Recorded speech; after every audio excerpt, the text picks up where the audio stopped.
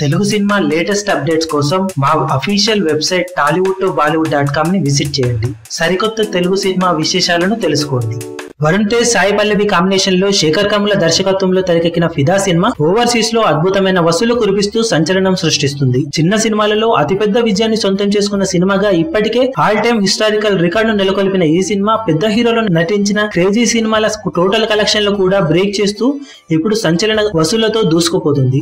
ఈ క్రమంలో ఈ ఇయర్ ఇప్పటి వరకు రిలీజ్ అయిన పెద్ద సినిమాల రికార్డులన్నీ బ్రేక్ చేసిన ఈ cinema mega power star Ram Charan నటించిన Dhruva cinema total run overseas కలెక్షన్లను బ్రేక్ చేసి సంచలనం సృష్టించింది.